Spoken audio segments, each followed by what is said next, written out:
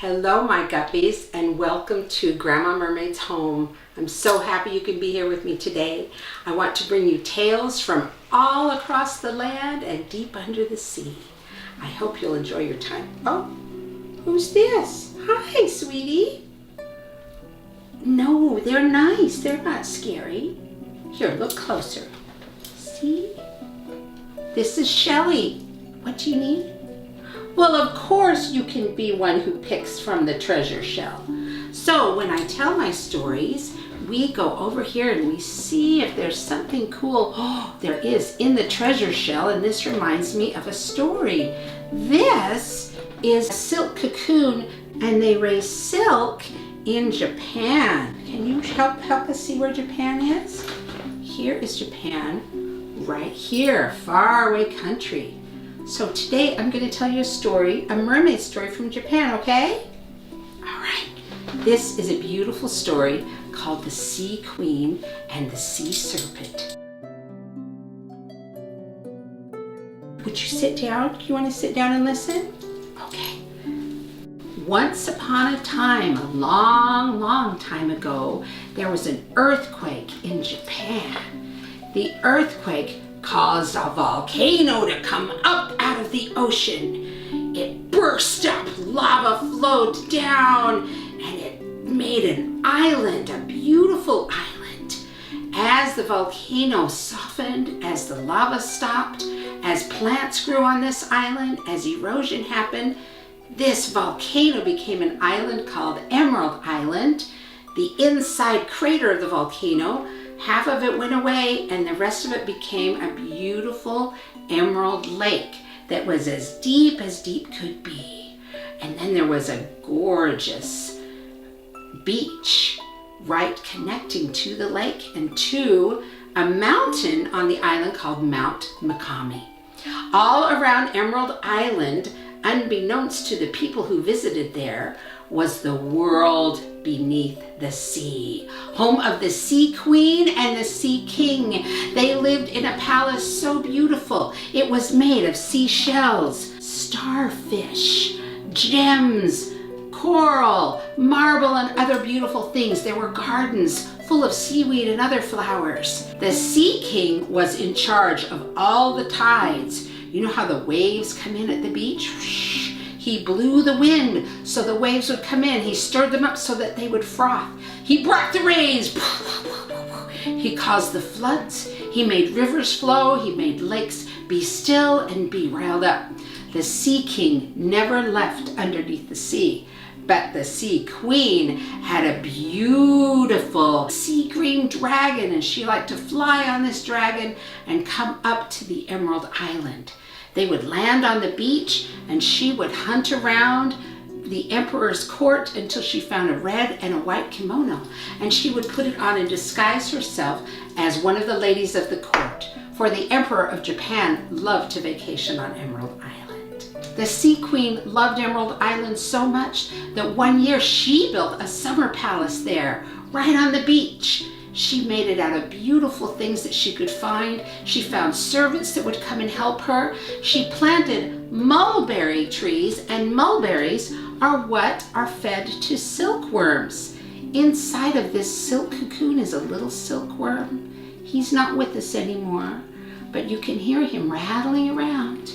Silkworms eat mulberry leaves. That's the only food that they eat, and they keep them on trays in Japan and in China. And the silkworms get all fat, and then they use their energy to spin this beautiful cocoon. And this cocoon is made of all one piece of thread, as long as 3 football fields. Silk is as strong as steel, but it can be as soft and light as a feather. This is silk right here. So the Sea Queen had mulberry bushes for silkworms. She had cherry trees planted for the beautiful cherry blossoms and cherries. She had fields of rice. She had her servants making all kinds of wonderful food, and she had beautiful things. But you know what happened? This part might be a little bit scary. I'm just warning you. There was a terrible, terrible monster that was jealous of the Sea Queen. For I might have mentioned that this is the story of the Sea Queen and the Serpent. This mighty monster's name was Tsa, and he had eyes that were like fire shooting out, bright red eyes flaming with anger. He had a mustache made of hundreds of snakes that would writhe and hiss. You could hear his little snaky mustache. He had 1,000,000 legs that would trample, trample, trample. And the monster Za, the serpent Za, he was so big that he could circle his body 7 times. 5, 6, 7 around Mount Makami. That's how big he was.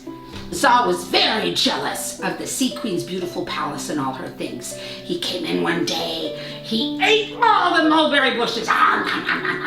He ate all the cherry blossoms. He ate down the trees. He torched the beautiful gardens. He ate all the rice paddies. And then do you know what he did? This is the scary part.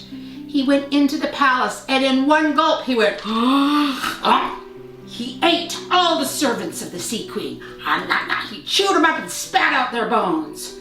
The Sea Queen was not at home when all this happened. She was at her other land in the world beneath the sea.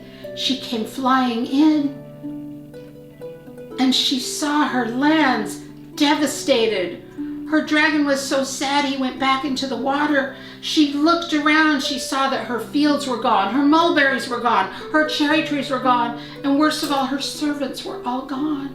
She pounded her chest and she pulled her hair and said, "Oh, who has done this? The evil Tsa! That land serpent has taken all my world. Who can avenge me of this terrible monster?" And right then, one of the emperor's best warriors, an archer named Toda, was walking by. An archer is one who uses a bow and arrow. And Toda said, "I will avenge you, fine lady. What has happened?" "Oh, a monster has taken everything. Will you avenge me? Can you find the evil monster Za and kill him so he does this to no one else?" "Yes, I will do that." And off Toda went across the island to look for the monster Za. As he traveled, he thought, "I know the only way to kill a supernatural monster is with human saliva, so I must remember to take my arrow out and lick it before I shoot the monster." As Toda traveled, it became dark. The clouds came down. The mist rose up out of the Emerald Lake, which is where he was. He saw a bridge. He started across the bridge. But all of a sudden, he saw flashing eyes and he heard some feet.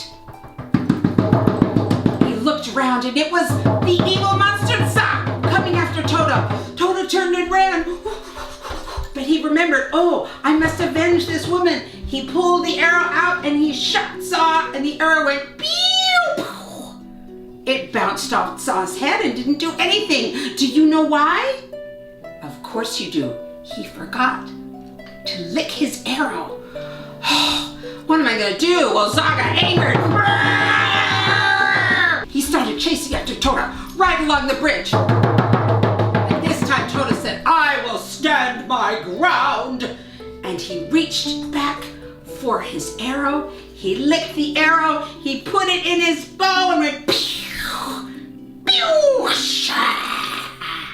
This time, the monster's little snaky mustache got really, really mad. The little snaky snakes hissed and sizzled and fretted until one by one, they stopped.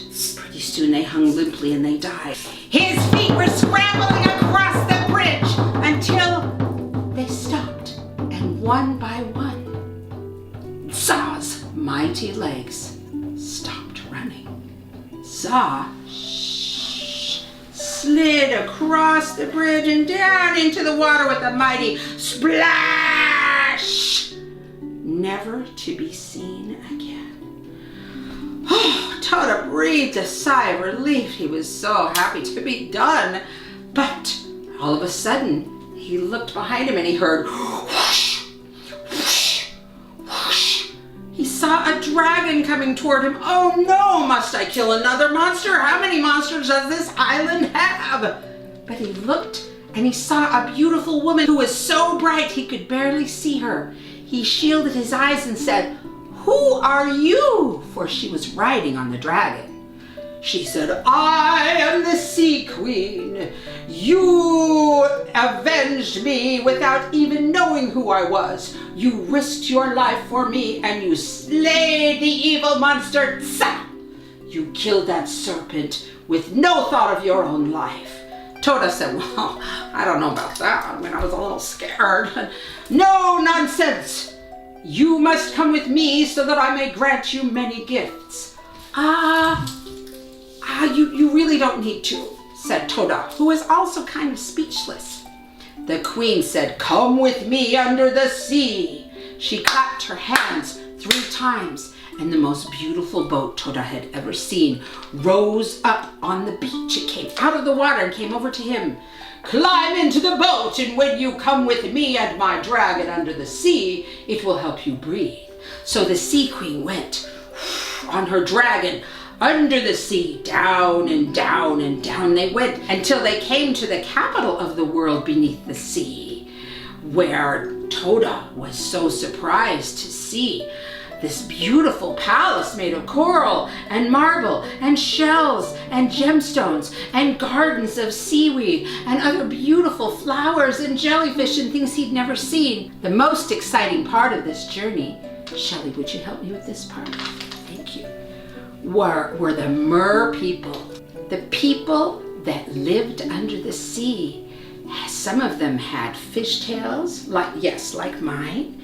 They had snaky tails. They could have octopus tails. But on their heads, they all had different kinds of living crustaceans, like Shelley here. And the crustaceans, the lobsters, the clams, all of them clapped their claws, and they were so happy to greet Toda. And they wanted to help give him the reward for saving the Sea Queen's summer palace. They went into the palace and they gathered up the rewards for Toda. Casks of rice and barrels of wine and beautiful silk kimonos, a mighty sword that would never fail him, and a great bronze bell. All of these things were loaded into Toda's boat. He went back, up and up and up to the beach. He got out of the boat, breathed a sigh of relief. He couldn't believe what he had just been through. What a beautiful place. He turned around to thank the Sea Queen, but the boat was gone. She was gone. The dragon was gone. All of the gifts were on the beach. Toda, with all that wealth, lived out the rest of his days on the Emerald Island.